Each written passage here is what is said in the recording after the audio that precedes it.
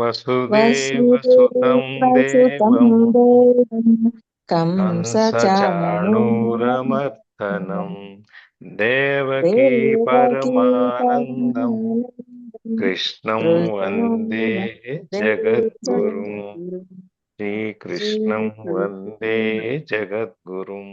సర్వం శ్రీకృష్ణార్పణమస్తు. నమస్తే.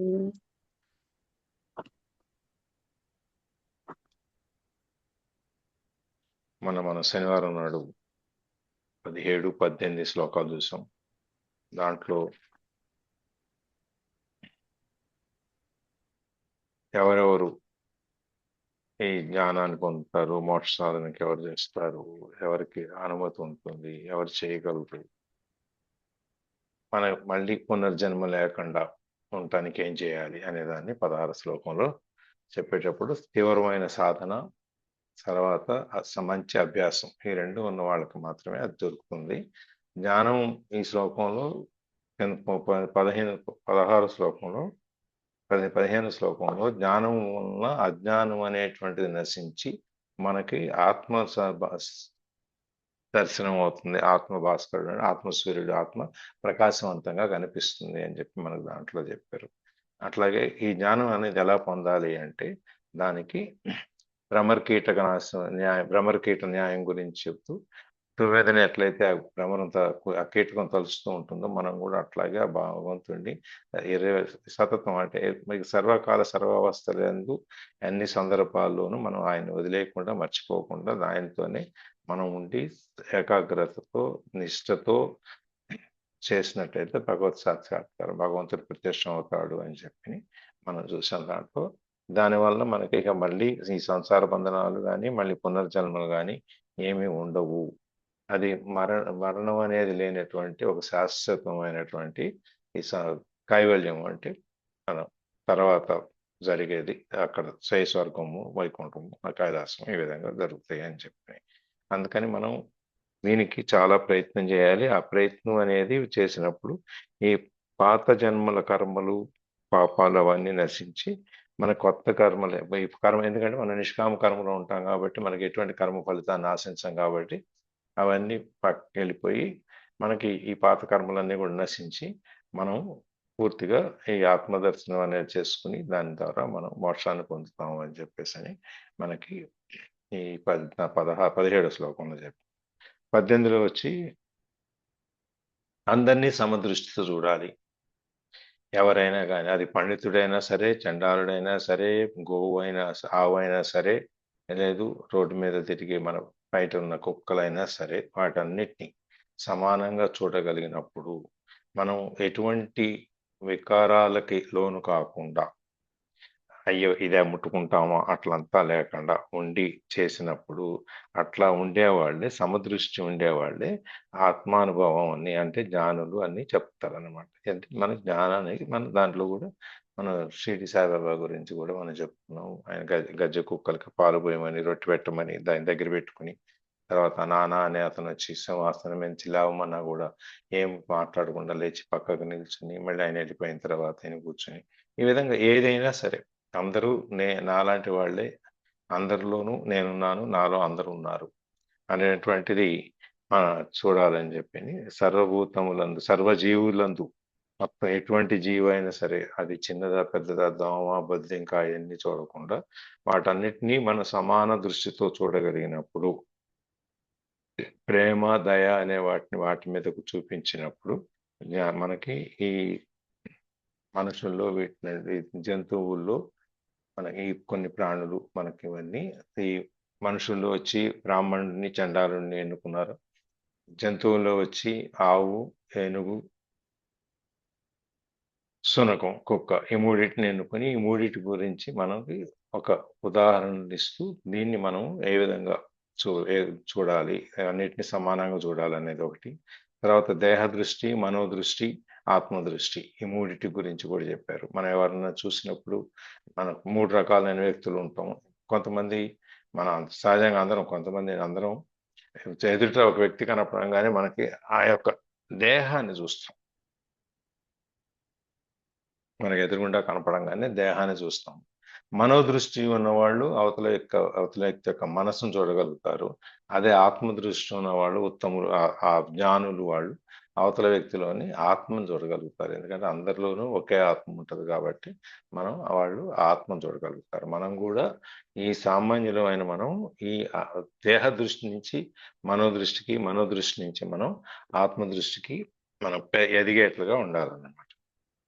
అందుకని ఈ దైవ గుణం అంటే ప్రేమమయం.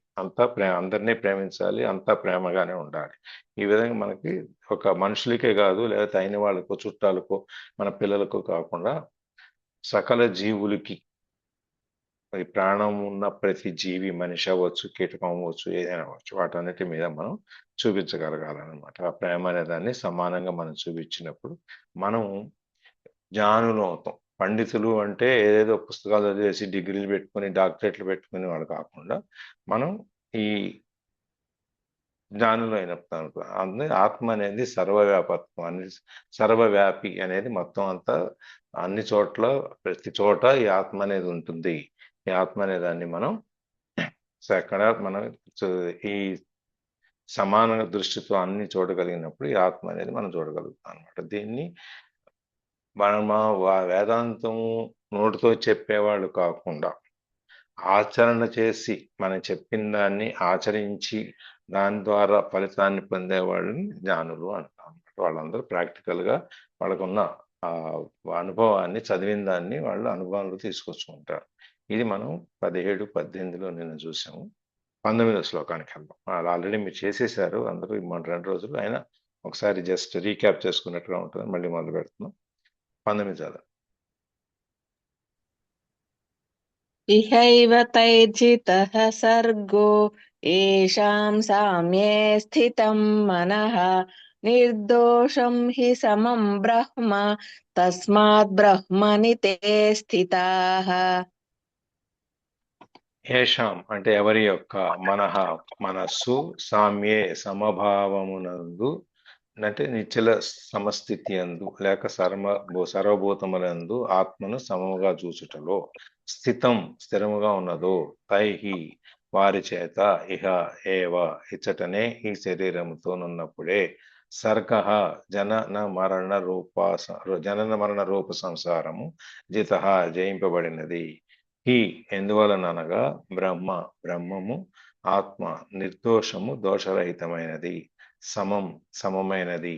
తస్మాత్ కాబట్టి, తే వారు బ్రహ్మమునందు స్థిత ఉన్నవారవుదురు.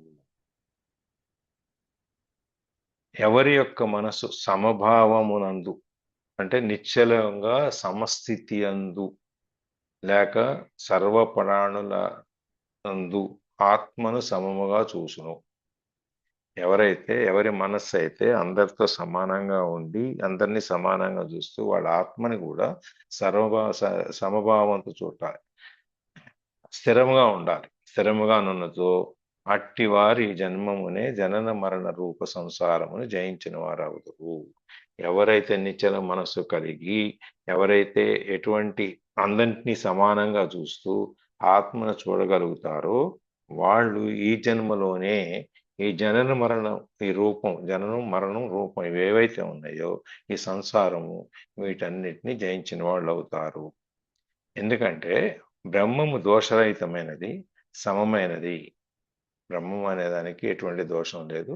బ్రహ్మం అందరినీ సమానంగానే చూస్తుంది. ప్రకృతి ఉంది, ప్రకృతి అందరినీ సమానంగానే చూస్తుంది. ఆ ప్రకృతిని నువ్వు ఎలా వాడుకుంటున్నావు, నువ్వేం చేస్తున్నావు, వినియోగం చేస్తున్నావా, సద్వినియోగం చేస్తున్నావా, దుర్వినియోగం చేస్తున్నావా అనేది మనం చేసే పని బట్టి ఆధారపడి ఉంటుంది. కానీ వీచే గాలి, దుమ్ము, ధూళి, లేదు ఈ ఎండ, వెన్నెల ఏవైతే ఉన్నాయో అవన్నీ అందరికీ సమానంగానే ఉంటాయి కదా. మనోదర్ గారు బాగా చదువుతున్నారని మనోదర్ గారికి ఎక్కువను నాకు తక్కువ ఉంటాయా?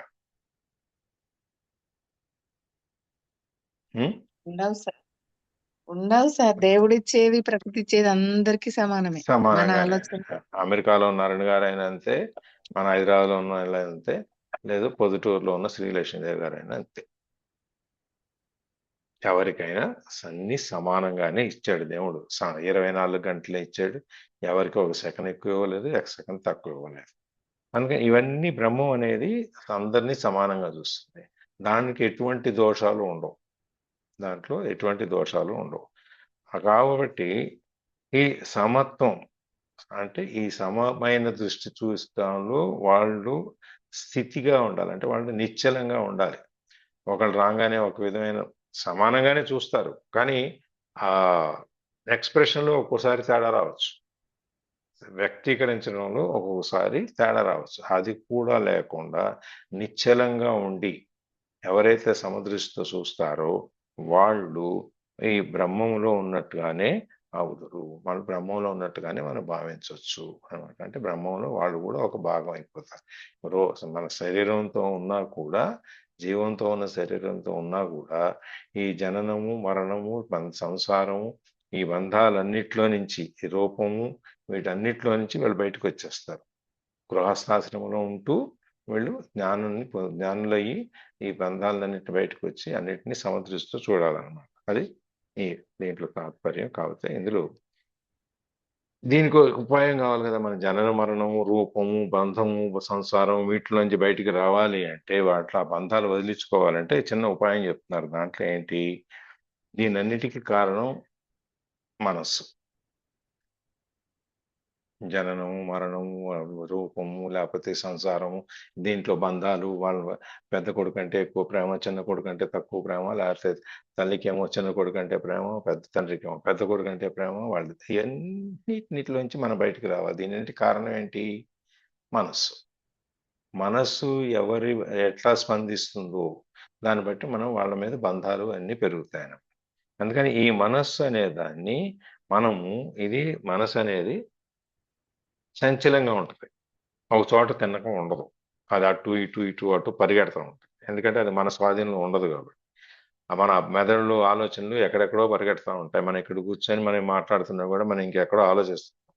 ఈ విధంగా కాకుండా ఈ చంచలత్వం అనేది కదలిక అనేది లేకుండా నిశ్చల స్థితిలో అంటే నిశ్చలంగా చలనం లేకుండా కదలకుండా ఉన్న స్థితి ఉండాలి. అట్లా ఉన్నప్పుడు ఈ మనస్సు కూడా మరి ఎటువంటి మాలిన్యము లేకుండా మనసులో మనకు ఎటువంటి ఆలో మలినం అంటే మురికి లేకుండా ఏదైనా మనం ఆలోచించే ఆలోచనలు ఆ ఆలోచనలన్నీ మంచిగానే సద్బుద్ధితోనే మంచి బుద్ధితోనే అందరికీ ఉపయోగపడేటట్టు అందరి మేలు కోరి సమాజ హితం కోసం మనం చేయాలి. ఆ విధంగా ఒక మనిషిని చూసి వీడికి నేను చేయను, ఇంకో మనిషిని చూసి వీడికైతే నేను చేస్తాను అట్లా అనుకోకూడదు అనమాట. ఆ విధంగా లేకుండా అన్ని సమదృష్టితో చూస్తూ ఈ మలినం అనేది ఉండకూడదు మనసులో. మనసులో అన్ని అదంతా మనం తెలుపే చూడాలి. ఇప్పుడు చిన్న వైట్ పేపర్ మీద ఒక చిన్న డాట్ పెట్టాం అనుకోండి, మనకేం కనిపిస్తుంది ముందు? డాట్ డాటే కనపడుతుందండి కదా, వైట్ పేపర్ మరి అంత ఉంది కదా, అది ఎందుకు కనపడదు? కనపడదండి. ఆ చుక్కనే ఇంత చూస్తామండి. పెద్ద తెల్ల కాగితము, ఆ తెల్ల కాగితం మీద ఎక్కడో ఎంత పెన్సిల్తో పెడతాం, పెన్సిల్ ములుగు సన్నగా ఉంటుంది, అంత సన్నదిగా చూస్తాం కానీ ఎందుకంటే మనం చుట్టూ ఈ తెలుపు అనేదాన్ని బై డిఫాల్ట్ ఇది మనం తీసేసుకున్నాం, ఒప్పుకున్నాం. ఇదంతా తెల్లగానే ఉంటది కాబట్టి నల్లగా ఉన్నది ఏంటో చూడటానికి మన మైండ్ మనకి ట్రైన్ అయిపోయింది. అందుకని మనం ఆ మచ్చనే చూస్తాం కానీ ఆ మరకను లేకపోతే ఆ గీతను ఆ బిందువు అయితే చుక్క ఏదైతే ఉందో ఆ చుక్కనే చూస్తాం కానీ మిగిలిన మొత్తం పేపర్ అంతా కూడా కాగితం అంతా కూడా స్వచ్ఛంగా ఉన్నా కూడా దాన్ని చూడం. అందుకని మన మనస్సు నిర్మలంగా ఉన్నప్పుడు మనము ఈ పూర్తి తెలుపునే చూడాలి కానీ ఆ చుక్కని చూడకూడదు. మనం పెట్టిన చుక్క ఏదైతే ఉందో దాన్ని మనం చూడకూడదు. అది మనకు కనపడకూడదు. మనకు కనపడాల్సింది పూర్తిగా ఉన్న ఆ తెల్ల కాగితం. అది ఎప్పుడైతే మనం మొత్తం తెల్ల కాగితం చూడటం మొదలు పెడతామో ఈ చుక్క అనేది ఆటోమేటిక్‌గా పక్కకెళ్ళిపోద్ది. మనకు అసలు దాని మీద దృష్టే పోదు.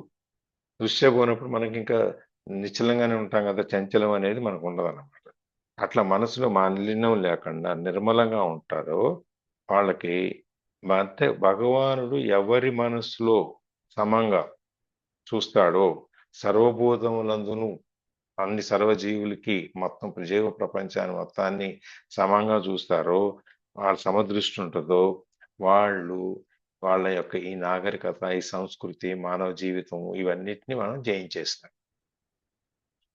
ఈ నార్మల్గా మనకు ఉండేటువంటి ఈ బంధాలు, లేకపోతే మనం ఈ కండిషన్డ్ బ్రెయిన్ మనం అంటాం కదా. కండిషన్డ్ బ్రెయిన్ మనకి మన మైండ్ చిన్నప్పటి నుంచి మన ఆయన వాళ్ళు, ఇంట్లో వాళ్ళు, తల్లిదండ్రులు, బంధువులు, స్కూల్లో టీచర్లు, ఉపాధ్యాయులు, వాళ్ళు ఎవరైనా సరే వాళ్ళు మనకి ఇలా చెయ్యి, ఇలా చెయ్యి, ఇలా ఉండు, ఇలా ఉండు, ఇలా లేదా అని కూడా చేయడం పర్వాలేదు. ఇలా చేయకూడదు, అలా చేయకూడదు, నువ్వు దోకూడదు, కూర్చోకూడదు, నిల్చోకూడదు, పడుకోకూడదు, మాట్లాడకూడదు. మన ప్రతి సందర్భంలో ఇలా చేయకూడదు, ఇలా చేయకూడదు అని మనకు ఉన్నటువంటి ఆ విశాలమైన దృక్పథం ఏదైతే ఉందో దాన్ని నొక్కేసి చిన్నది చేసేస్తారు.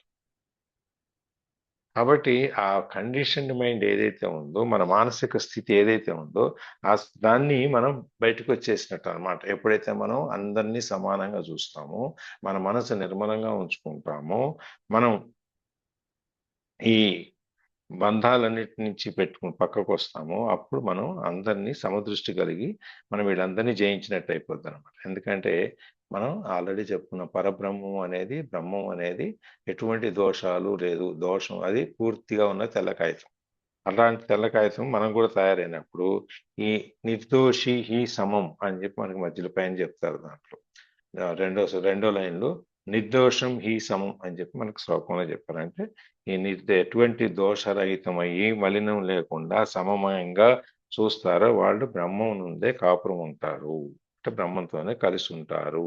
బ్రాహ్మణితే స్థిత అనగా మోక్షభావులు అవుతారు, మోక్షాన్ని పొందటానికి అర్హులు అవుతారు అని చెప్పి. ఇది ఇందులో ఇంకో చెప్తూ, ఏ జాతి జీవి ఆ జాతినే ఆకర్షిస్తుంది, అట్లాగే కాని జాతిని అది తీసుకో. సజాతి విజాతి అంటే ఏ జాతి దాన్ని ఏ కొమ్మ ఆ కొమ్మనే తీసుకుంటుంది, లేకపోతే విత్తనం ఆ విత్తనాన్ని తీసుకుంటుంది. ఇక కాని దాన్ని సపోజ్ తీసుకొచ్చి మన దీంట్లో కలిపిన నూనె నీళ్లు ఉన్నాయి అనుకోండి, నీళ్లలో నీళ్లు పోస్తే కలిసిపోతాయి. మనం ఏ నూనె పోసినా నూనె కలిసిపోతుంది. దానికేమి నూనెలు నేను వేరుశనగ నూనె అయితే దాన్నే కలుపుకుంటాను, నువ్వుల నూనె కలుపుకోను, లేకపోతే పెట్రోల్ని కలుపుకోను, లేకపోతే ఇవన్నీ అట్లా పెట్రోల్ని కలుపుకుంటుంది, వేరుశనగ నూనె ఏ నూనె కలుపుకుంటుంది, నీళ్లు ఏ నీళ్ళనైనా కలుపుకుంటుంది. కానీ నీళ్లు కలపలేం.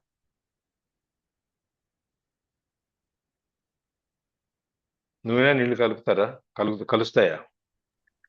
కలవవు సార్, నూనె పైకి వచ్చేస్తుంది, నూనె తేలిగ్గా పైకి ఉంటుంది. తేలుతుంది, నీళ్లు అడుక్కుంటాయి, నూనె పైకి తేలుతుంది. ఆ విధంగా తెట్టి కట్టేసి అది మనం మళ్ళీ ఆ నూనె పక్కకి తీస్తే తప్ప నీళ్లు స్వభావం రాదు. ఆ విధంగా ఏ జాతి వస్తువులు ఆ జాతిని ఆకర్షిస్తాయి కానీ వేరే జాతిని తీసుకో.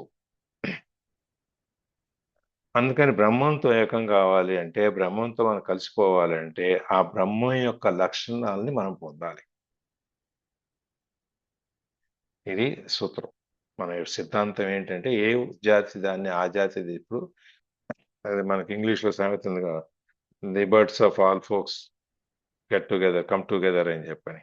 ఏ జాతి పక్షులైనా ఆ జాతి పక్షులనే కలుపుకుంటాయి. కోకిలు వచ్చి కాకిని కలుపుకోదు, కాకి కోకిల్ని కలుపుకోదు. కోతులు కొండమూచుని కలుపుకోవు, కొండమూచు కోతులు కలుపుకోవు. మళ్ళీ ఆవులన్నీ ఎర్రావైనా తెల్లవైనా కపిరావైనా ఏవైనా అన్ని కలిసే తిరుగుతాయి. గొర్రెలు మేకలు అన్ని కలిసే తిరుగుతాయి. కానీ వేరే దాన్ని దాంట్లోకి రాని. ఇప్పుడు కుక్కలు ఉన్నాయనుకోండి, గొర్రెలు కాపలా కుక్కలను తీసుకుని పెడతారు వాళ్ళు, గొర్రెలు కాపలా కాసేట.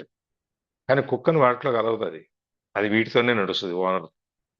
ఈ గొర్రెలు మేకలన్నీ ఒక చోట వెళ్ళిపోతాయి. అట్లా ఏ జాతిది ఆ జాతినే కలుపుకుంటుంది. ఇప్పుడు ఒక కాకి ఉంది, ఒక కాకి ఏదైనా చచ్చిపోయింది అనుకోండి, ఎన్ని కాకులు వస్తాయి చూడండి అక్కడికి. ఒక గుంపుగా వచ్చేస్తాయి. అవును దాన్ని సార్, సంతాపం అరుస్తా ఉంటాయి వచ్చి బాగా. అరుస్తాయి, ఆ బాధ అంతా అరుస్తూ ఉంటాయి బయటికి. అంటే ఆ దానికి వాటికి సంబంధించింది అది. ఇంకో చాలా జంతువులు, చాలా జీవులు కింద పడినా కూడా అవి రావు. కాకే వస్తుంది. మనం అదే రోడ్డు మీద వెళ్ళేటప్పుడు ఒక కుక్క మీద రాయేస్తే 4 కుక్కలు వస్తాయి చుట్టూ దానికి తోడు. లేకపోతే ఇది పరిగెడుతుంది, ఏదో ఒకటి జరుగుతుంది. వాటి జాతి ఎక్కడ ఉన్నాయో అక్కడికి పరిగెడుతుంది, ఇది వేరుగా ఉంటుంది మొత్తం పక్కకి వెళ్ళదు. అందులో ఏ వీధి ఆ వీధికి, ఇంకో వీధి కుక్కని ఇక్కడ ఈ వీధిలోకి రానివి, ఈ వీధి కుక్క ఆ వీధిలోకి వెళ్ళదు. ఇట్లా ఎవరికి వాళ్ళు వాటి యొక్క ఆ వృత్తంలో, ఆ సర్కిల్లో ఉండిపోతారు, బయటికి రారు. ఇప్పుడు మనం కూడా ఫ్రెండ్స్ లో చూస్తున్నాం, కాలేజీల్లోనూ వీటిలోను ఇళ్లలో కూడా. ఇక్కడ మనం కొత్తగా ఒక చోటుకి వెళ్ళాం అనుకుంటున్నాం, షిఫ్ట్ అయ్యి ఇల్లు మారాం అనుకోండి, అక్కడ ఉన్న వాళ్ళు ఆల్రెడీ ఒక గ్రూప్ ఫామ్ అయి ఉంటారు. ఒక కూటమిలో ఒక ఫ్రెండ్షిప్ సర్కిల్ ఒకటి ఉంటుంది. దాంట్లో మనం రానియరు, పలకరిస్తారు, మాట్లాడతారు, కానీ ఏదైనా వస్తే వాళ్ళ నలుగురే మాట్లాడుకుంటారు, మన విచారణ. అది మన యాక్సెప్ట్ చేయడానికి చాలా టైం పడుతుంది దానికి. అందుకని సజాతీయులు విజాతీయులు అనేది వస్తుంది అనమాట. ఏ జాతి వాళ్ళు ఆ జాతి వాళ్ళనే తీసుకుంటారు, కానీ ఇంకొకరిని తీసుకోరు. అందుకని ఈ బ్రహ్మం అనే దాంట్లో ఈ 2 లక్షణాలు ఇక్కడ చెప్తున్నారు. ఒకటి, దోషరాహిత్యం ఉండాలి, ఎటువంటి దోషాన్ని చూడకూడదు. రెండవది సమభావం, సమత్వం, అన్నిటినీ సమానంగా చూడాలి. కాబట్టి ఈ మనస్సు అనేది ఈ 2 లక్షణాలని, మంచి లక్షణాలని కనుక ప్రయత్నపూర్వకంగా, అంటే మనం ప్రయత్నం చేయటం ద్వారా, పురుష ప్రయత్నం అని చెప్పుకున్నాం కదా, అది చేయటం ద్వారా, అంటే పురుష ప్రయత్నం అంటే తీవ్రంగా దాన్ని సాధించాలి, మనం ఏమైనా సరే అని చెప్పి దాని మీదే కూర్చుని దాని గురించి ఆలోచిస్తూ మొత్తం మన యొక్క శక్తియుక్తులు అన్ని, శక్తి సామర్థ్యాలన్నీ దాని మీదే పెట్టి చేయటం అన్నమాట. ఆ ప్రయత్నం చేసినప్పుడు అది బ్రహ్మ ముందు కలిసిపోవటానికి అవకాశం వస్తుంది అనమాట. దానికి అర్హత వస్తుంది. ఆ బ్రహ్మంలో మనం కలిసిపోవటానికి, ఆత్మ అనే దానికి, లేకపోతే ఈ జీవుడికి దానికి పొందే అర్హత వస్తుంది అనమాట. అందుకని ఈ శ్లోకంలో ఆయన చెప్పింది ఏంటంటే సమత్వం అనేది ఉండాలి అని చెప్పాను. అంటే దాన్నే పతంజలి మహర్షి ఇంకో విధంగా ఏం చెప్తారంటే, సత్వ పురుషయోహో శుద్ధి సామ్యే కైవల్యం. అంటే శుద్ధత అందు నిర్విషయ తత్వం, ఏ విషయంలోనూ మనం తత్వం మనం కలిసిపోకుండా సమత్వము, మనస్సు, సమత్వం అందు మనస్సు అన్ని సమానంగా చూస్తూ, ఈ మనస్సు బ్రహ్మంతో సమాన స్థాయితో ఎప్పుడైతే కలుస్తూ, ఈ మనస్సుని సమాన స్థాయితో బ్రహ్మంలో ఎప్పుడైతే కలుపుతామో అదే మోక్ష స్థితి అని చెప్పి పతంజలి మహర్షి చెప్తున్నారు. అందుకని మనసు ఎప్పుడు కూడా నిర్మలంగా ఉండాలి, క్రమంగా ఆత్మ వలె అత్యంత శుద్ధత్వాన్ని పొంది ఉండాలి. మన మనస్సు ఎంతో శుద్ధిగా ఉండాలి. ఇప్పుడు మనం నీళ్లు తాగాలి అంటే, ఇప్పుడు ఏటి మీద నీళ్ళు పోతుంటాయి, అవి తాగుతామా? తాగం. ఏం చేస్తాం? పక్కకి వెళ్ళి చలమలు తీస్తాం. చలమలు అంటారు, తెలుసు కదా?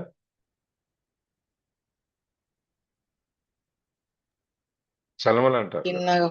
అంటే ఇసుక అవును సార్. వాగులో, ఏరులోనే, నీటిలోనే ఉన్న ఇసుక అంతా పక్కకి తీస్తే లోపల నుంచి నీరు ఊరుతుంది పైకి. అవును. నీరు తీస్తూ ఉంటారు సార్, తీస్తా ఉంటే నీళ్లు ఊరుతా ఉంటాయి, అదే కదా ఊరుతా ఉంటుంది. చలములు. చలమలు అంటే అది, దాన్ని చలమ అంటారు. దాన్ని ఆ నీళ్లు తాగుతాం. ఈ వాగులో పోయే నీళ్ళు, ఏట్లో పోయే నీళ్ళు తాగం. దాన్ని పక్కకి వెళ్ళి దాన్ని తీసి లోపల నుంచి ఊరి నీళ్ళు తాగుతుంది, ఫిల్టర్డ్ వాటర్ అన్నమాట. ఆ విధంగా శుద్ధత్వం అనేది ఉండాలి, నిర్దోషిత్వం, ఎటువంటి దోషం ఉండకూడదు. తర్వాత అన్ని సమానంగా చూడగలగాలి, అప్పుడే మనుషుడు కైవల్యాన్ని పొందుతాడు అని చెప్పానమాట. అందుకని సత్వపురుషయోహో శుద్ధి సామ్యే కైవల్యం అని చెప్పి పతంజలి మహర్షి చెప్పింది. దాన్నే వశిష్ఠుడి దాంట్లో కూడా నా మోక్షో నవసహ పృష్ఠే పాతాళే నచ భూతలే మోక్షో హి చేతో విమలం సమజ్ఞానవి బోధితం. వశిష్ఠ మహర్షి వశిష్ఠ గీతలు అనేది, ఈ మోక్షం అనేది ఎక్కడో ఆకాశంలోనో, పాతాళంలోనో, భూమిలోనో ఎక్కడో ఉంటుంది, మనకు అందకుండా దూరంగా అని చెప్పి కాదు, మనతో పాటే ఉంటుంది, మన లోపలే ఉంటుంది. ఈ ఆత్మజ్ఞానాన్ని మనం ఎప్పుడైతే పొందగలుగుతామో, ఈ నిర్మల చిత్తం ఎప్పుడైతే మన మనసు నిర్మలంగా ఉంటుందో, అప్పుడు ఈ జ్ఞానం వలన మనకి ఈ కలిగేటువంటి చిత్తం, ఈ మోక్షము, ఈ జ్ఞానం ఎప్పుడైతే పొందుతామో దానివల్ల మనకి మోక్షం అనేది కలుగుతుంది అని చెప్పాను. అందుకని ప్రతి వాళ్ళు మనస్సును మన ప్రయత్నపూర్వకంగా నిర్మలంగా ఉంచాలి. ఏదో చూడగానే ఒక ఆలోచన వస్తుంది, వెంటనే చిచి రాకూడదు మనకి అని చెప్పి మనం అనుకుంటాం. ఎందుకు? ఎప్పుడు ఇది ఆలోచన రాకూడదు, మనకి నిర్మలంగా ఉండాలి అని మనం ఒక నిర్ణయం తీసుకున్నప్పుడు, సంకల్పం చేసుకున్నప్పుడు మనం వెంటనే తల ఇటు తిప్పేసుకుంటాం. మనకేదైనా ఇప్పుడు పూజ చేసేటప్పుడు కూడా ఏవో రకరకాల ఆలోచనలు వస్తుంటాయి. వచ్చిన వెంటనే మనం ఏం చేస్తాం? తల ఆడిచ్చేసుకుంటాం కదా! ఈ ఆలోచన మనసులోంచి బయటికి పోవాలని చెప్పి మనం ఏదో ఒక చర్య అయితే చేస్తాం కదా! ఎవరికి రావా అట్లా అంత పూజలు చేసేటప్పుడు కానీ లేకపోతే ఇంకేదైనా ఆలోచనలు? చేస్తామండి. ఉమ్. తల ఎదిరించుకోవటము, చెయ్యి ఎదిరించుకోవటము, ఏదో ఒక ప్రతి చర్య అయితే ఒకటి ఉంటుంది దానికి. అవును. అది ఆ విధంగా దాన్ని మనం ప్రయత్నం దాన్ని అదేంటంటే మన ప్రయత్నం చేస్తున్నాం దీంట్లోంచి బయటికి రావటానికి. ఆ ప్రయత్నపూర్వకంగా మనం దాన్ని ఎప్పుడైతే నిర్మలం చేసి నిశ్చల స్థితి కదలకుండా ఉండేటట్లు మన మనసు వేరే వాటి మీదకి ఆకర్షిత అవ్వకుండా వాటి మీదనే మనం ఉన్న వస్తువు మీదనే కేంద్రీకరించేటట్లు. అందుకని మనం మెడిటేషన్ చేసేటప్పుడు కళ్ళు మూసుకొని కూర్చుంటాం, చూపు ఇక్కడో పెట్టుకుంటాము. లేదంటే కొంతమంది ఏం చెప్తారు, ఎదురుగుండా టేబుల్ మీద గోడ మీద ఒక చిన్న చుక్క పెట్టి ఆ చుక్కనే చూస్తుండు అని చెప్తారు. చూడగా చివరికి ఆ చుక్క మాయమవటము, లేకపోతే ఇంకా పెద్దదిగా అవటము ఏదో జరుగుద్ది. ఏదో పెద్ద సున్నా గీసి ఆ సున్నాను చూడమంటారు. అప్పుడు అది చిన్నగా అయిపోవటము చుక్కలా. మన స్థితి ఏదైతే మన నిశ్చలమైన స్థితి మన జరుగుతుందో ఆ మనస్సుని కేంద్రీకరించటం అన్నమాట దాన్ని. బస్ మీ అందరికీ తెలుసు, చిన్న కథ మనం చేసుకుంటే ఒక అమ్మాయిని తండ్రి గుడికి తీసుకెళ్ళి ప్రదర్శన చేసి రమ్మంటారు. వీళ్ళిద్దరు ప్రదర్శన చేసి వస్తారు. ఇద్దరు చేసి వచ్చిన తర్వాత అమ్మాయి అంటది, నాన్న ఇదంతా చుట్టూ తిరిగి వచ్చాను, వాళ్ళు కబుర్లు చెప్పుకుంటున్నారు, వీళ్ళేమో నగలు చీరల గురించి చూసుకుంటున్నారు, వాళ్ళేమో రాజకీయాలు మాట్లాడుకుంటున్నారు, ఇంకేవో కబుర్లు మాట్లాడుకుంటున్నారు, ఒక ఆయన ఫోన్లో మాట్లాడుకుంటున్నాడు, ఒక ఆయన చిన్నగా నడుస్తున్నారు. ఈ విధంగా రకరకాలైనటువంటి పద్ధతుల్లో వాళ్ళు ప్రదర్శన చేస్తున్నారు. ఇట్లా మనస్సు వాళ్ళకి ఒక చోట ఎక్కడ నిలబడి ఉంటుంది, మనం దీనికోసం గుడికి రావాలనా అని చెప్పాను. అంటే ఈ అమ్మాయి మనసు కూడా వీళ్ళందరినీ అబ్జర్వ్ చేయటం తిరుగుతూ ఉందన్నమాట. అప్పుడు ఆయన ఆయన తండ్రి ఏం చేస్తాడంటే ఒక గ్లాసు నిండా నీళ్లు పోసి ఒక పళ్ళెంలో పెట్టి, అమ్మాయి ఇది పట్టుకుని నువ్వు తిరిగిరా, చుక్క కింద పడకూడదు, నువ్వు పట్టుకొని తిరిగిరా అంటారు. అప్పుడు అమ్మాయి ఏం చేస్తుంది, జాగ్రత్తగా పళ్ళెం ఇట్లు పెట్టుకుని ఆ దాని నీళ్ల మీదనే చూపెడుతుంది, చెందకూడదు కదా. అందుకని అడుగేసుకుంటూ కదలకుండా, పళ్ళెం కదలకుండా, గ్లాస్ కదలకుండా, నీళ్ళు కింద పడకుండా ఉండేట్టుగా మొత్తం తన యొక్క శక్తి సామర్థ్యాలు, తెలివితేటలు, ఏకాగ్రత, తదేకత్వం అన్నీ దాని మీద పెడతాడు. ఇంకా ఏమీ వినపడవు, ఏమీ కనపడవు, తన దృష్టి మొత్తం దాని మీదనే ఉంటుంది. ఆ విధంగా మనము తదేక దృష్టితో ఉండాలి. మనం ప్రయత్నపూర్వకంగా నిర్మలంగా నిశ్చల స్థితి అంటే ఆ విధంగా మనం ఎప్పుడైతే ఆ అమ్మాయిలాగా ఆ ఒక్క విషయం మీదనే మనం పిన్ పాయింట్ చేసుకొని సూది మనలాగా పెట్టుకొని కూర్చుంటాము. ఆ విధంగా నిశ్చల స్థితి అంటే ఆ విధంగా పొందుతాం అన్నమాట. అది నుండి అన్నిటినీ సమానంగా చూడగలగాలి. మనం నేను చెప్పుకున్నట్టు అన్నమయ్య కీర్తనలో లాగా పరమ పండితుడైన చండాళ్ళైనా ఉండేది ఒక చోటకి చివరికి అని చెప్పని, ఆ విధంగా మనం ఇట్లా గనక చేస్తే ఎప్పుడైతే మనం అన్నిటి సమదృష్టి కలిగి ఉంటామో ఆ క్షణంలోనే మనం మోక్షం పొందినట్టు అని చెప్పి వశిష్ఠ గీతలో కూడా చెప్తున్నారు. దానికి మనం ఈ మరణం తర్వాతను లేకపోతే ఏదో స్వర్గంలో పైన ఎక్కడికోనో అక్కర్లేదు. నువ్వు ఎక్కడున్నావో అక్కడే నీకు మోక్షం అనేది సిద్ధిస్తుంది. నువ్వు ఏ దేశంలో అయినా ఉండొచ్చు, ఏ ఊర్లో అయినా ఉండొచ్చు, ఎటువంటి నివాస స్థలంలో అయినా ఉండొచ్చు. ఎక్కడున్నావో నీ మానసిక స్థితి అనే దాని మీదే నువ్వు మోక్షం పొందటం అనేది ఆధారపడి ఉంటుంది. అందుకని ఈ సర్వభూతాలమునందు ఈ మనసు అనేది ఎటువంటి ఒడిదుడుకు లేకుండా నిశ్చలంగా ఉండాలి. అన్ని చోట్ల సమానంగా వ్యాపించాలి. ఆత్మను సమానంగా చూడగలగాలి. అన్ని ప్రాణులందు ఆత్మని చూడగలగాలి. మనకి దేహ దృష్టి, మనోదృష్టి అనే ఏమి ఉండకూడదు. ఆత్మ దృష్టి మాత్రమే కలిగి ఉండేవాడికి త్వరగా మోక్షం సిద్ధిస్తుంది అని చెప్పి మనకి ఈ శ్లోకంలో మనం చెప్తున్నారు అనమాట. ఈ ప్రకారంగా మోక్షం పొంది ఈ సంసార బంధాలను మనం వదిలించుకొని ఈ మాయలో నుంచి బయటకు వచ్చి మనకి భగవంతుడు చూపినటువంటి మార్గంలో మనం ప్రయాణం చేయాలి అని చెప్పి మనకి ఈ శ్లోకంలో మనకి చెప్తున్నారు. 20లోకి వెళ్దాం. Okay sir. న ప్రహృష్యేత్రియం న ప్రహృష్యేత్ ప్రియం ప్రాప్య నోద్విజేత్ ప్రాప్య చ ప్రియం స్థిరబుద్ధిర సమ్మూఢో బ్రహ్మవిద్ బ్రహ్మని స్థితః. స్థిర బుద్ధి నిశ్చలమగు మనస్బుద్ధి గలవాడు. అసమ్మూఢ మోహరహితుడు, ఎటువంటి మోహం లేనివాడు. బ్రాహ్మణి బ్రహ్మనందు. స్థిత నిలకడ గలవాడు నగు. బ్రహ్మవిత్ బ్రహ్మజ్ఞాని. ప్రియం ఇష్టమైన దానిని. ప్రాప్య పొంది. నా ప్రహుష్యేత్ సంతోషింపడు. అప్రియం చ అనిష్టమైన దానిని. ప్రాప్య పొంది. నా ఉద్విజేత్ అంటే దుఃఖము నొందడు.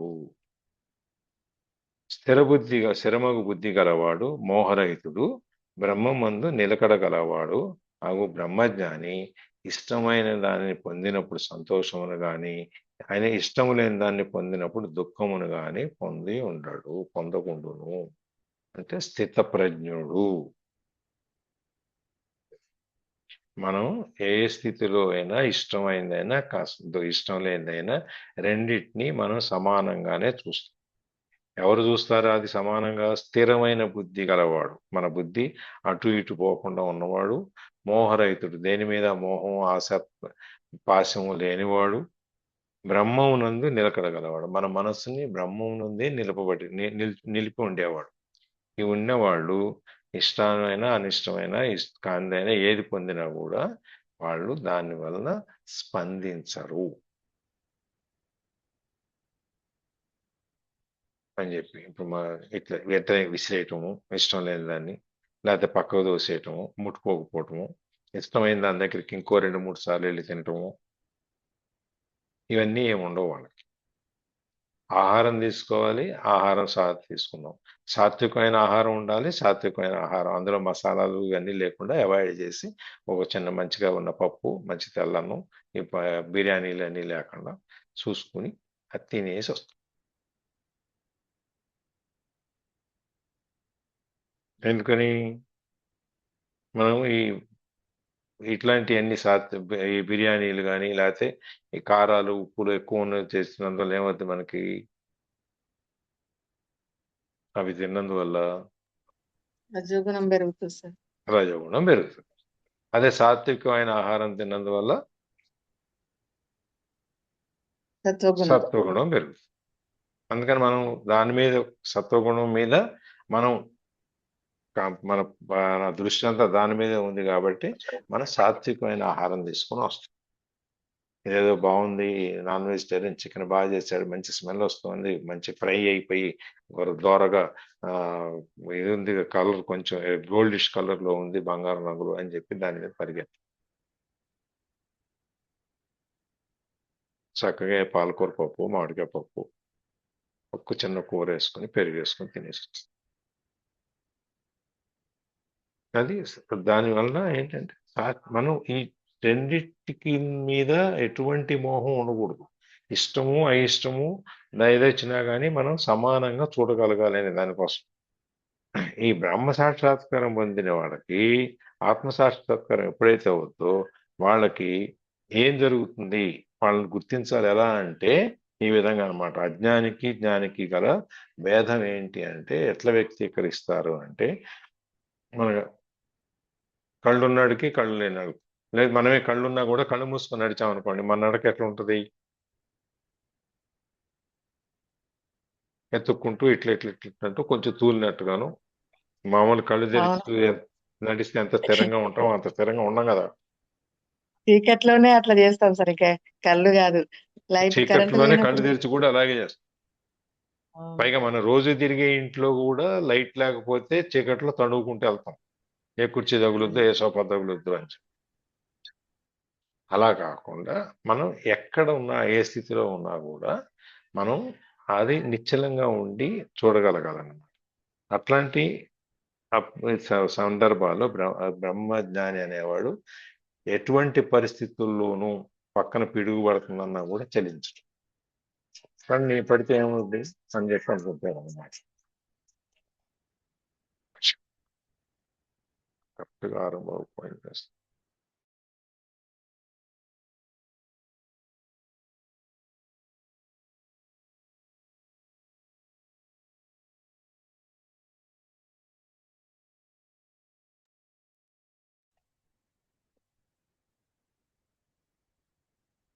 అది ఆ బ్రహ్మజ్ఞాని అనేవాడికి పక్కన పిడుగు పడుతుందన్నా కూడా చలించడు. కానీ ఏమవుతుంది, పక్కన పిడుగు పడితే ఏమవుతుంది, ఉపయోగపడుద్ది, లేకపోతే ఒక పెద్ద ఎలక్ట్రిఫికేషన్ వస్తుంది, దాంతో కోసం పోతే పోవచ్చు. దానికి ఆల్రెడీ మానసికంగా మనం సిద్ధమైపోయి ఉన్నాం కదా దాని మీద. కాబట్టి చావు అంటే భయం లేదు కదా మనకి.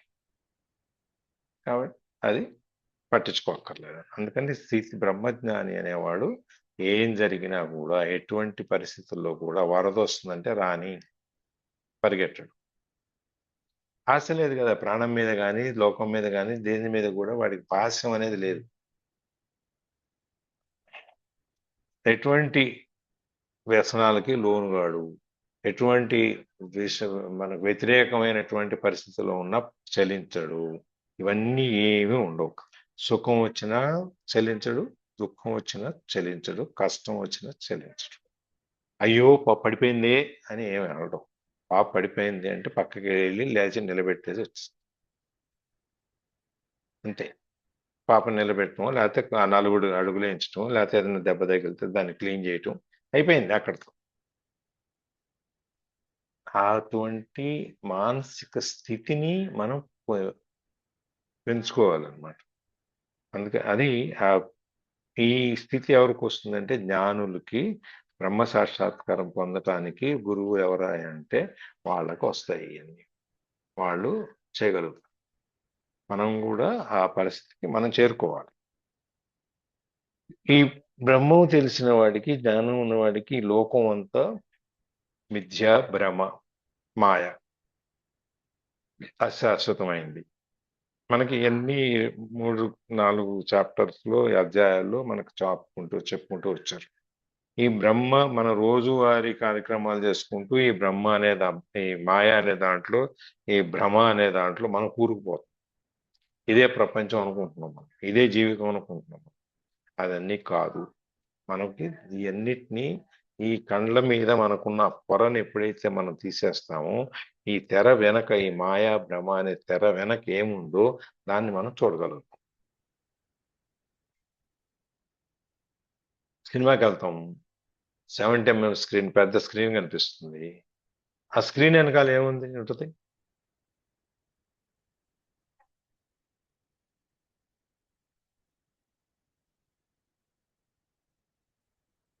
ఏమైనా ఉంటుందా? ఏముండదు సార్, గోడ ఏదో ఉంటది అంతే. అంతే, శూన్యం. ప్రొజెక్టర్ ఎక్కడో ఉంటుంది, ఆ బొమ్మ దీని మీద స్క్రీన్ మీద వేస్తుంది. ఆ స్క్రీన్ చూసేసి మనం దాంట్లో లీనం అయిపోయి హీరో కొడుతుంటే మనం కూడా కాళ్ళు చేతులు ఊపేసి, లేకపోతే ఏళ్ళు వేసేసి మనం లేచి కేకలేసి ఓ అతిరేకం చేస్తాం. 2 గంటలు అయిన తర్వాత ఆ స్క్రీన్ తెల్లగా కనిపిస్తుంది. దాని వెనకాల ఏముంది అంటే ఏమీ ఉండదు. ఆ స్క్రీన్ మీద కూడా ఏమీ ఉండదు. అట్లాగే మన జీవితం అనేది మాయా భ్రమ ఇదంతా. ఆ స్క్రీన్ ఎట్లా ఉందో, సినిమా ముందు స్క్రీన్ అట్లనే ఉంది, తీసే అయిపోయిన తర్వాత కూడా స్క్రీన్ ఏం మార్పు చెందల. ఆ తెర అనేది అట్లాగే ఉంటుంది. ఆ తెర అనేది మనం మాయ అనుకున్నట్టయితే, తెర వెనక్కి వెళ్తే ఏముంటుంది? శూన్యం ఉంటుంది. లేదు తెరనే మాయ, మనం మాయ తర్వాత వెనకాల ఉన్నది అనుకుంటే ఈ సినిమా అనేదాన్ని మాయా భ్రమ. ఈ ప్రొజెక్టర్ నుంచి మనకు వచ్చే ఆ లైటింగ్, ఆ పిక్చరు, ఆకారాలు అవన్నీ భ్రమ. మనకు లేనిది ఉన్నట్టుగా చూపిస్తూ అక్కడ ఆ తెర మీద మనకు చూపిస్తారు. తెర మీద ఏమీ అంటుకోదు. దాన్ని మనం గుర్తుంచుకోగలగాలి. దాన్ని మనం ఇది ఇంతే కదా, 2 గంటలు అయిపోయింది, సినిమా చూసి లేసి వచ్చాము అని కాదు. ఆ తెర అలాగే ఉంది, ఆ తెర ఏం మారలేదు. కాబట్టి మన మనస్తత్వం కూడా, మన మానసిక స్థితి కూడా ఏం మారాల్సిన అవసరం లేదు. ఆ విధంగా ఎవరైతే ఉంటారో ఈ రెండిటికి సమభావంతో చూస్తారో వాళ్ళకి ఇదంతా ఈ మిథ్య వీన్ని ఈ సంతోషాలు దుఃఖాలు వాటి వలన వాళ్ళకి ఏమీ స్పందన అనేది ఉండదు. ప్రపంచం సత్యం అనే భావం ఉండే వాళ్ళకే సుఖ దుఃఖాది భావాలు ఉంటాయి. ఈ ప్రపంచం సత్యం కాదు, అది నిజం కాదు, శాశ్వతం కాదు. అందుకని ఇక్కడ శ్లోకంలో 2వ లైన్లో స్థిర బుద్ధి రసం మూడో అని చెప్పి చెబుతున్నారు. బ్రహ్మజ్ఞ బుద్ధి విక్షేపరహితము అంటే ఎటువంటి వాటి వికారాలకి లొంగకుండా స్థిరముగా ఒక పర్వతం లాగా కదలకుండా స్థిరంగా ఉంటుంది. పర్వతం కదలదు కదా, గాలి వచ్చినా కూడా. దానికి ఏదో వాయువు మేరు పర్వతం వాళ్ళకి ఏదో పోటీ కూడా జరిగింది కదా, అర్థం గుర్తుంది ఎవరికన్నా?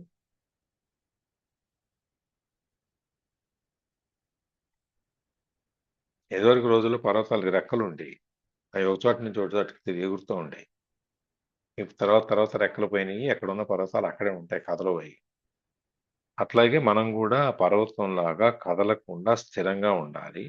మన మనస్సు చంచలంగా ఉండకూడదు. అజ్ఞానము, కామము, రూపము, ఈ ఆశలు, మోహాలు వీటి మీదకి వెళ్ళకూడదు.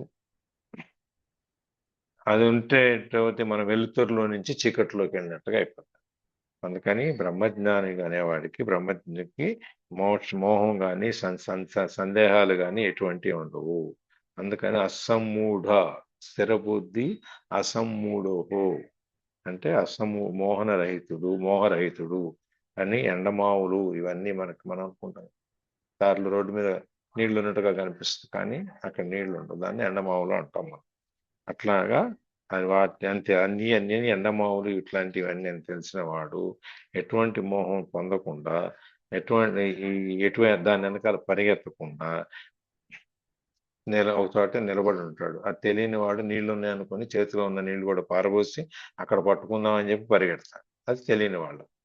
అందుకని ఈ 3 లక్షణాలు సమబుద్ధి, స్థిరబుద్ధి, మోహరాహిత్యం, ఈ 3 ఉన్నవాళ్ళు మనకి కాలక్రమంగా దాన్ని అభ్యసనం ద్వారా మెల్లమెల్లగా మోక్షాన్ని బ్రహ్మమందు మనం నిలకడగా ఉంటాము, బ్రహ్మాన్ని పొందుతాము అని చెప్పి శ్లోకంలో స్వామి మనకి చెబుతున్నారు.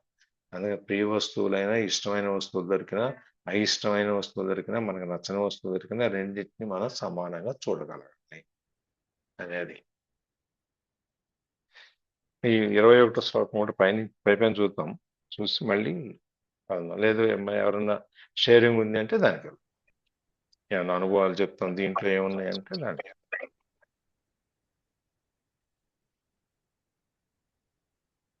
ప్రతి ఒక్కటి మనస్సుతోటే కదా సార్. మనస్సు అనేది కరెక్ట్ ఉంటే అన్ని ఈ బాధలే లేవు మనం కదా. అంతే. మనం మోక్షంకి వెళ్ళాలన్నా ఏ దానికైనా మనసే. మనసే కారణం. ఆ మనసుని మన నియంత్రణలో పెట్టుకోవాలి కదా. అవును, అది లేకనే అన్ని అది జరుగుతున్నాయి. పరిగెడుతుంటే మళ్ళీ వెనక్కి లాక్కు రావాలి దాన్ని. అవును. అట్లా లాక్కొస్తా ఉంటే అనుభవం అవుతుంది. అనుభవం అయినప్పుడు అది పరిగెట్టకుండా ఉంటుంది ఒక చోట. మనం వెళ్ళినా కూడా లాక్కొస్తారు, వెళ్ళటం అనవసరం అని చెప్పి. దేనికి ఆకర్షణ అనేది ఉండదు అన్నమాట. చెప్పండి ధనుష్. మనస్సుని నియంత్రణలో పెట్టుకున్న వాళ్ళే మహాత్ములు, ఋషులు అయ్యారండి. మనలాంటి వాళ్ళందరూ అన్ని విధాలుగా పెట్టుకోలేం కదండి.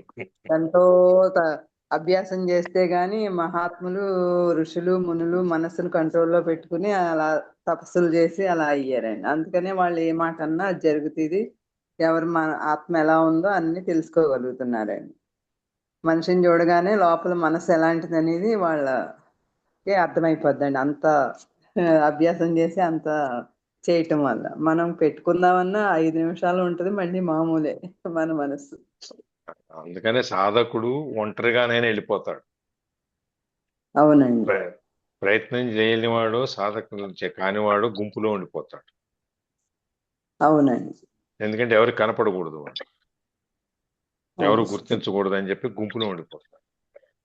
అవునండి. సాధకుడు గుంపులో అనేవాడు అంటుకుంటాయండి, మనసు నిలకడగా ఉండనివ్వదు, అందరే అంటుకుంటారు. అవును. సాధకుడు అనేవాడు, సాధించేవాడు, లేకపోతే దాన్ని అభ్యసించేవాడు ఎవరు వచ్చారు నాతో అని చూడటం. అవును. తన పాటికి తను వెళ్ళి తన పని చేసుకుంటాడు.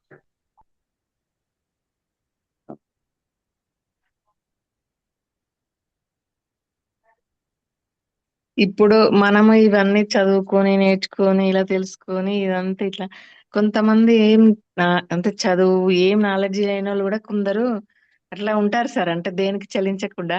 నేను చిన్నప్పుడు కొంతమంది అంటే ఊర్లో ఉంటారు కదా ఒకరు, వాళ్ళని అనేవాళ్ళు ఎంత మొండిది, అసలు దానికి ప్రేమే లేదు, ఏ దేనికి పట్టించుకోదు అట్లా అనుకునేవాళ్ళు. ఇప్పుడు అనిపిస్తుంది అంటే అట్లా ఉండడం అనేది అది ఆటోమేటిక్ వాళ్ళకి వచ్చింది కానీ దాన్ని కూడా మనం తప్పు పట్టే వాళ్ళమా అనిపిస్తుంది. అలా దానికి వాళ్ళు ఏదైనా బాధ అయినా వెంటనే బయటకు వచ్చేసి నార్మల్ ఉంటే, అమ్మో అమ్మకి ఎంత ప్రేమ లేదు, అది ఎంత ఎంత అంత సంతోషంగా ఉంటున్నారు చూడు, అసలు అట్లా అనుకునేవాళ్ళు. అదే మన స్థితి, మన మనస్తత్వాన్ని బట్టి, మనం పెరిగిన వాతావరణాన్ని బట్టి, మన చుట్టూ ఉన్న దాన్ని బట్టి ఉంటుంది అది.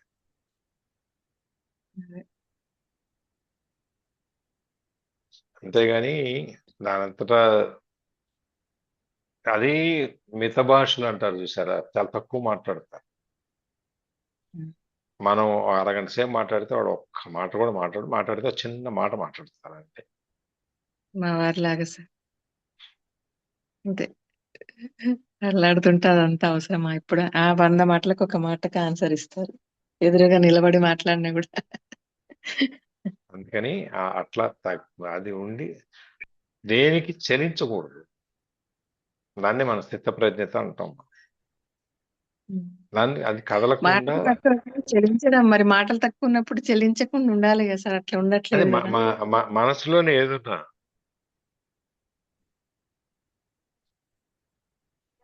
మనసులోనే అది కూడా ఎప్పుడైతే మనం స్పందన అనేది ఉండదో ఒక విషయానికి, అప్పుడు మనసు కూడా స్పందించదు. మన మాట, నోరు, శరీరం స్పందించినప్పుడు మన మనసు కూడా స్పందించడం మానేస్తుంది. ఒక చిన్న మాట అనేటప్పుడు కల్లా రియాక్షన్ చూపిస్తారు చూడండి, అది ఉండకూడదు. వాళ్ళు అది ఉండకూడదు. అవును. అయ్యో అది పాపం అమాయకుడు అని చెప్పేసి మనం పక్క వెళ్ళిపోవాలి. అవునండి. కొంచెం సేపు ఆగితే ఆ తర్వాత అంతా మామూలుగా అవుతుంది. మనం వెంటనే రియాక్షన్ అయ్యామనుకోండి ఇంక ఫైటింగే. అది అది తట్టుకోగలగాలి. జరిగేది ఆ, జరక్క మానదు. ఏదైనా అది జరుగుతుంది. అది తట్టుకోవాలండి. ఏదైనా జరిగేది జరక్క మానదు. ఇవన్నీ మనం కూడా పట్టుకెళ్ళి ఏమి లేదులే, ఎవరి బుద్ధి వాళ్ళే తెలుసుకుంటారు అని కొంచెం నిదానంగా ఉంటే ఎవరి వాళ్ళకే తెలుస్తుంది. అదేనండి. వెంటనే మనం అందుకే దేంట్లోనూ కొంచెం మనకి ఈ భగవద్గీత ఉండాలి. అంటే ఏంటి అంటే, దాంట్లో మనం చదువుతా ఉన్నాను, అదే తీసి పెట్టారు, రాత్రి తీసి పెడదాం. ఈ తరానికి ఈ గీత అనేది ఎలా ఉపయోగపడుతుంది అనే దాని గురించి చెబుతూ చదివి ఉంటారు, చూసారో లేదో కానీ గీత సాక్షినా సార్ మీ అనేది పేపర్?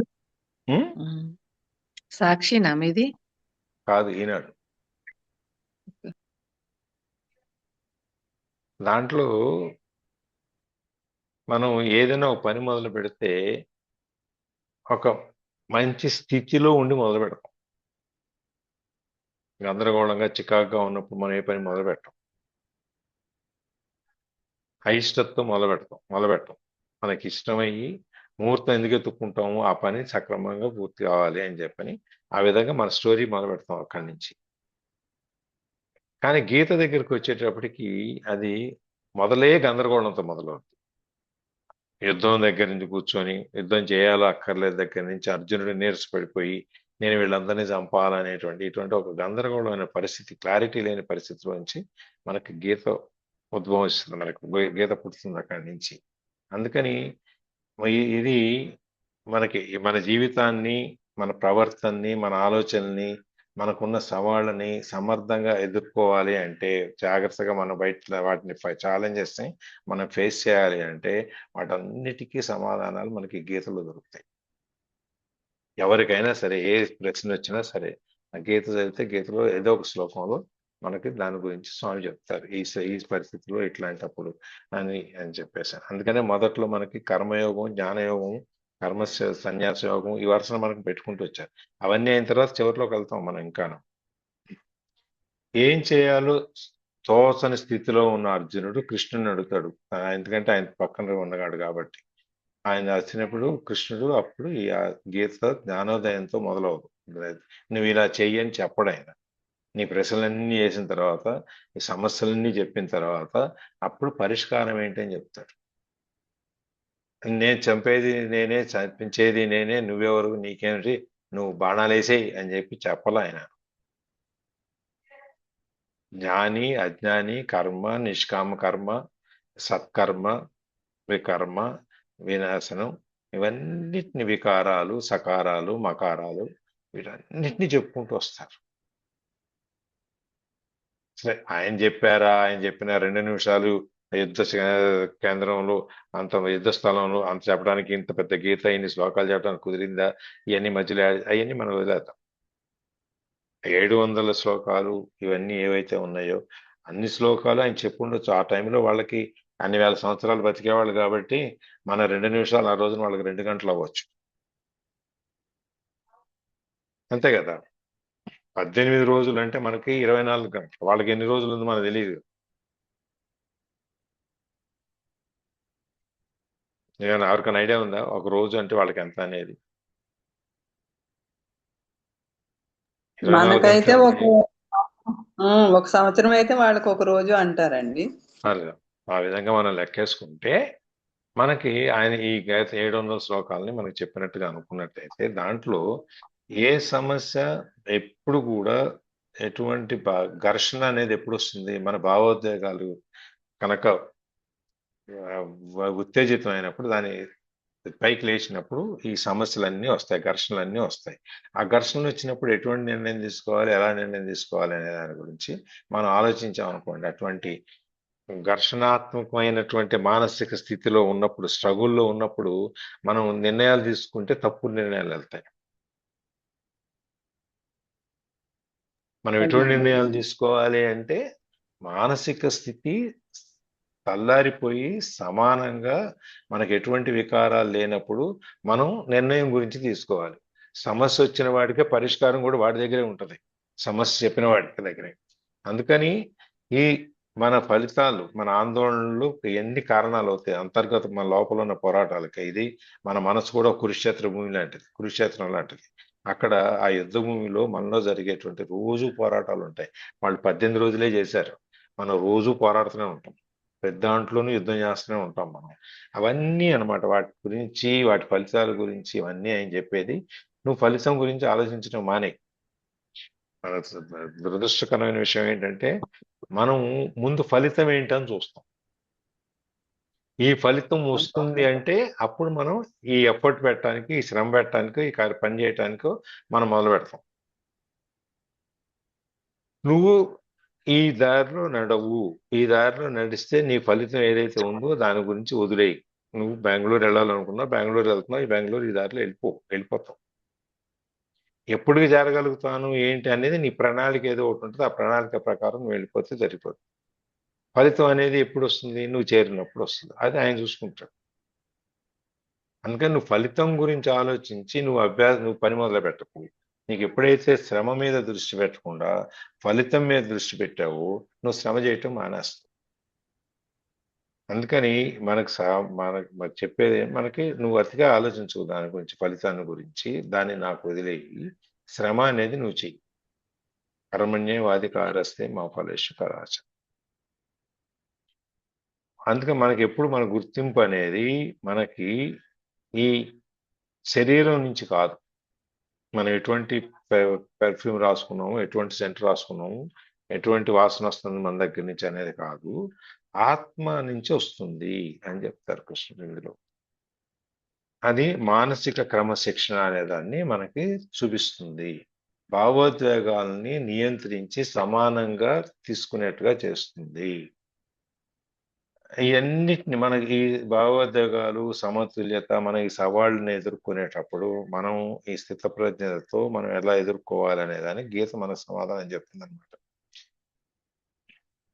మన చేసే పని సమస్య కాదు, దాని ఫలితం పైన ఉండే ఆసక్తి అసలు సమస్య. మనకున్న అసలు సమస్య ఏంటంటే ఫలితం మీద ఉన్నటువంటి ఆసక్తి. అదేంటి, మనం త్వరగా తినేయాలి, వాళ్ళందరూ తినక ముందే మనం ఇంకో 4 ఎక్కువ తినేయాలి, ఫాస్ట్ గా తినేయాలి అని చెప్పుకుంటాం చూస్తుంటాం చూసారు. అవన్నీ ఆ ఫలితం మీద ఏదైతే ఆసక్తి ఉంటుందో దాని మీద కానీ మనం చేసే పని మీద ఆసక్తి ఉండదు. నువ్వు ఎన్ని తిన్నావు అనేది ముఖ్యమా, లేకపోతే తిన్నది నీకు ఏ విధంగా నచ్చింది అనేది ముఖ్యమా? ఒక వస్తువు ఒక స్వీటో మన భక్ష్యాలు ఏదో ఒకటి మనం తిన్నప్పుడు దాన్ని నువ్వు పూర్తిగా ఆస్వాదించగలిగావా లేదా? అంతే అండి. ఎంత నీ దాని సంతోషంగా తిన్నాము, ఎంత దాంట్లో ఆస్వాదించాలి ఏమేమి వేశారు, ఏమేమి వాడారు, అన్ని దినుసులన్నీ ఏమేమి ఉన్నాయి అని నువ్వు ఒక్కొక్క దాన్ని నువ్వు ఆస్వాదించగలగాలి. అప్పుడు నువ్వు నీకంటే 4 రెట్లు ఎక్కువ తిన్న వాడి కంటే నువ్వు ఎక్కువ ఆనందాన్ని పొందుతావు.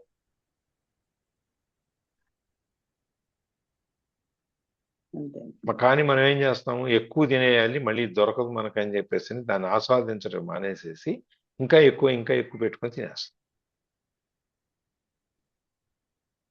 ఒక దాంట్లో వీడియోలో చూపిస్తారు, కోతి దగ్గరికి దానికి అరటిపండు వేస్తాం. ఒక అరటిపండు వేస్తే తీసుకొని తింటుంది. ఇంకో 3-4 వేసాం అనుకోండి, ఏం చేస్తుంది? ఆ తినేదాన్ని పక్కన పెట్టము, లేకపోతే ఆ బొగ్గుని ఈ బొగ్గుని పెట్టేసుకుంటది. పెట్టేసుకుంటది. ఇంకోటి ఏంటేమో ఈ సంకల్లో చేతుల్లో ఇవి పెట్టేసుకుని దాని మీద రకరకాలైనటువంటి వికారాలన్నీ వస్తాయి. అదే ఒక 10 కాయలు పెట్టాం అనుకోండి, 10 అరటిపళ్ళు 20 అరటిపళ్ళు పెట్టాం అనుకోండి, ఇంకా అది కింద మీద అయిపోద్ది. ఒకటి పడేసి ఒకటి లాగి కొంచెం కొరికి కొంచెం పక్కకు పడేసి అలా పక్కకి చేస్తది. పెట్టేసి ఇవి చెప్పలేని పనులన్నీ చేస్తాయి అన్ని.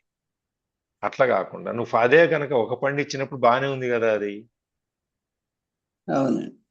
శుభ్రంగా పొట్టు తోలు తీసేసింది, ఆ పైన తొక్క తీసేసి పండు చక్కగా తింటుంది. అది అందుకని మనం ఫలితం మీద కాకుండా మన చేసే దాని మీద మనం మన సమస్య ఏంటి అనేది మన ఫలితం మీద ఎక్కువ దృష్టి పెడతాము, చేసే పని మీద తక్కువ పెడతాము అనేది మనకి ఈ గీతలో చెప్తారు అన్నమాట. అందుకని పనులన్నీ వివేకంతో, కర్తవ్య భావంతో, స్వార్థం లేకుండా చేసినప్పుడు అవి అంతర్గత స్వేచ్ఛకు మార్గాలు అవుతాయి. మనం ఇప్పుడు ఈ మనసు, ఆత్మ, నేను అనేది ఏంటి అని తెలుసుకుంటాం అని మాట్లాడుకుంటున్నాం కదా, దానికి దారి చూపిస్తాయి అన్ని. గీతలో ఒక్క శ్లోకాన్ని అర్థం చేసుకుంటూ చదవాలి. ఇది నా జీవితానికి ఎలా వర్తిస్తుంది, నేను నమ్మే ఏ విషయాన్ని ఇది ప్రశ్నిస్తుంది అటువంటి ప్రశ్నల్ని మనం వేసుకోవాలి. భవిష్యత్తు గురించిన ఆందోళన, ఇతరులతో పోల్చుకోవడం, సామాజిక ఒత్తిడి, వృత్తిపరమైన అనిశ్చితి, భావోద్వేగ అస్థిరత, జీవితానికి సరైన లక్ష్యం లేకపోవడం, ఇవన్నీ ఇవాళ మనకి ఈ జనరేషన్ ఇప్పుడు వచ్చిన తరం ఇవన్నీ వీటినన్నింటినీ ఫేస్ చేస్తుంది, ఎదుర్కొంటుంది. ఇట్లాంటి సమస్యలన్నీ బయటకు రావాలంటే గీత దారి చూపిస్తుంది అని చెప్తారు. దాని ద్వారా ఏంటంటే మానసిక స్థితి, స్పష్టత, భావోద్వేగ స్థిరత్వం, స్వీయ క్రమశిక్షణ, కార్యాచరణ ఇవన్నీ పొందుతాయి అన్నమాట. అందుకని ఆయన ఈ కల్లోలంతో నిండిన ఈ ప్రపంచానికి గీత ప్రశాంతతను నేర్పుతుంది, అంతర్ముఖంగా ప్రయాణించమని సూచిస్తుంది. అర్థవంతమైన జీవితం కోసం మనిషి చేసే అన్వేషణ గురించి, భయానికి ధైర్యానికి మధ్య జరిగే పోరాటం గురించి, సంక్లిష్టమైన ప్రపంచంలో వివేకంతో జీవించడం గురించి కూడా భగవద్గీత మాట్లాడుతుంది. అన్నిటికన్నా ముఖ్యంగా మన చుట్టూ ఉన్న ప్రపంచాన్ని నియంత్రించడం ద్వారా నిజమైన ప్రశాంతత రాదు.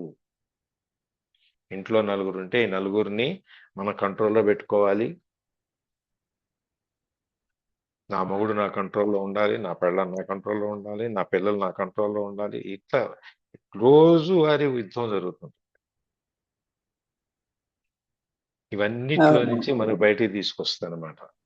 తీసుకుని ఫలితం అనేది మనల్ని మనం అర్థం చేసుకోవడం ద్వారా మాత్రమే ఇది సాధ్యం.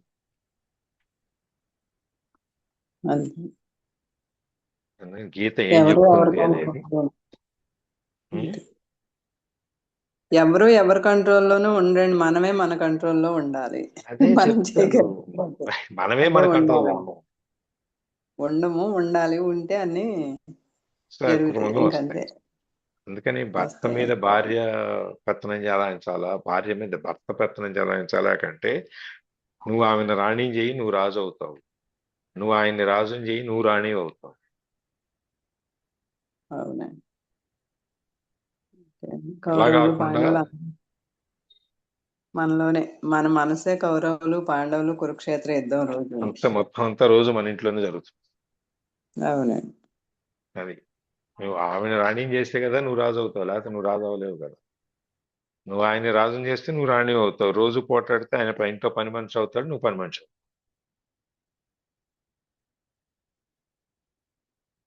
చిన్న తేడా.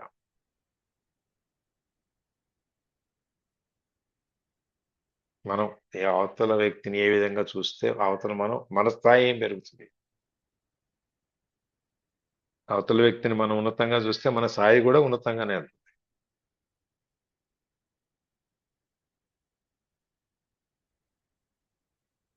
మనం అవతల వ్యక్తి స్థాయి చిన్నది అని చెప్పి మనం అక్కడికి దిగజారి మనం చూడం కదా.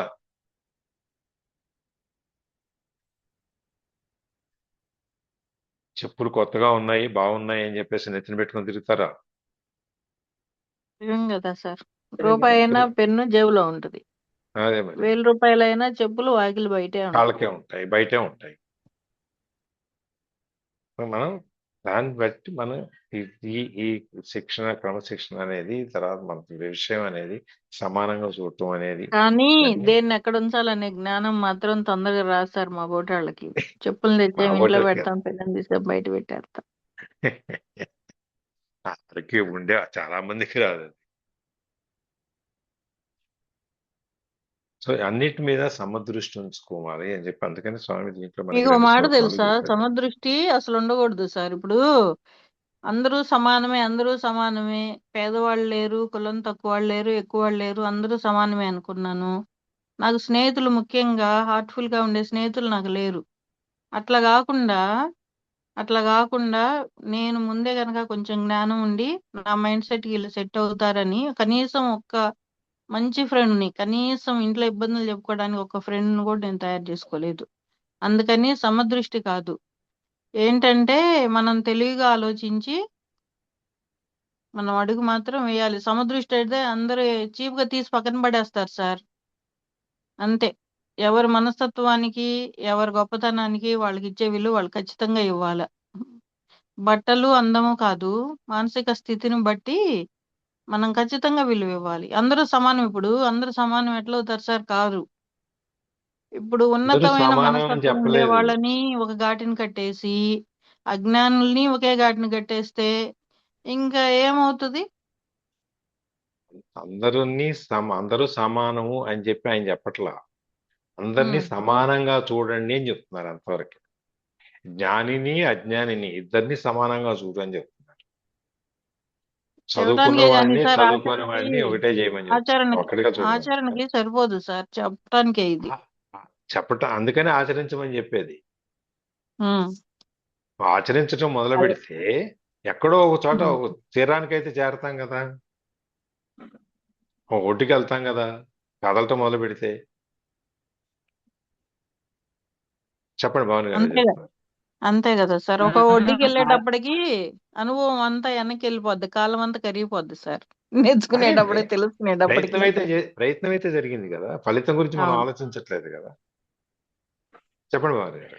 అలా ఆచరించిన వాళ్ళే రమణ మహర్షి అయ్యారు, సాయిబాబా అయ్యారు. అలా మనం కూడా అవ్వాలని ఇవన్నీ మనకి నేర్పుతున్నారు. మీరు కొంచెంలో అక్కర్లేదు. కొంచెమైనా మారుతారు. అది ఇప్పుడు రామాయణంలో శబరి ఆయన వస్తాడు, నేను ఆహారం పెడతాను, నేను ఫలాలు పెడతాను, నేను పండ్లు పెడతాను అని చెప్పి అసలు అనుకోలేదు కదా సార్. ఎన్ని సంవత్సరాలు ఎదురు చూసింది. ఆ. అవునండి. ఇళ్ళు తరబడి ఆశ్రమంలో చూసింది. కూర్చొని ఆయన కోసం శబరి ఎన్ని సంవత్సరాలు ఎదురు చూస్తే ఆమె వచ్చిన తర్వాత ఆయన ఆ భక్తి గురించి చెప్పేటప్పుడు ఆమె ఒక్కొక్క పండు రుచి చూసి పెడుతుంది ఎంగిల్ చేసి. అట్లాగా అక్కడ సార్. శబరి ఎందుకు అనుకునింది సార్ ఆశ్రమానికి రావాలి రాములు వారు?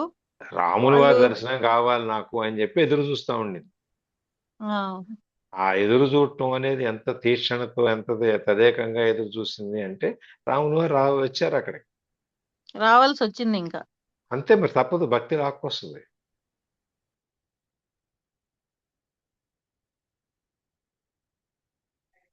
అది పోయి వచ్చిన తర్వాత ఏదో పండిన పళ్ళన్నీ ఎదురుగుండా పెట్టి మీరు తినండి అందా? అల్లా. అనలేదు. అది మళ్ళీ రుచి ఎలా ఉంటుందో మా రాముల వారికని తను టేస్ట్ చూసి అప్పుడు మరి పెడితే ఆయనకి పులుపు తగులుద్దో ఏం తగులుద్దో అని చెప్పి అనే చూసి ఇది బాగుంది మీరు తినండి అని ఇచ్చింది. మరి ఆయన నీవు ఎంగిల్ చేసింది ఎలా తింటానని చెప్పి ఆయన ఏమైనా అన్నాడా? అనలేదు. అనలేదు, తీసుకుని తిన్నాడు కదా. ఆయన అక్కడ అంతే భక్తిని భక్తితో చూశాడు కానీ, ఏదైనా అది భక్తితో ఇచ్చింది తీసుకున్నాడు కానీ భక్తిని చూశాడు కానీ ఆయన ఇవన్నీ చూడలేదు. ఎంగిల్ చేసింది ఏమి కడగలేదు, దీంట్లో దుమ్ము ఉంది, ఇవన్నీ చూశాడు ఆయన. ఏమీ లేదండి, ప్రేమతో ఇచ్చింది ఆ విషమైన అమృతంతో సమానం అవుద్దండి. అంతే. అందుకని ప్రేమతో విషాన్నైనా తాగించవచ్చు కానీ ద్వేషంతో అమృతాన్ని కూడా తాగించలేమని చెప్తాడు. అవునండి.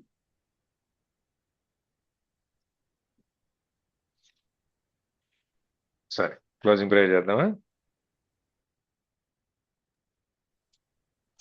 యోగేశం సచ్చిదానందం వాసుదేవం వ్రజప్రియం ధర్మ సంస్థాపకం వీరం కృష్ణం వందే జగద్గురుం శ్రీకృష్ణం శ్రీకృష్ణం వందే జగద్గురుం. సర్వం శ్రీకృష్ణార్పణమస్తు. Thank you everybody. Thank you sir. Thank you మనందరికీ. సార్ థ్యాంక్ యూ అండి అందరికి. 10 days ఉండట్లేదు సార్, ఊరు వెళ్తున్నాను, అక్కడ సిగ్నల్ రాదు, ఇంకా క్లాస్ కూడా అటెండ్ అవ్వలేకపోతున్నాను.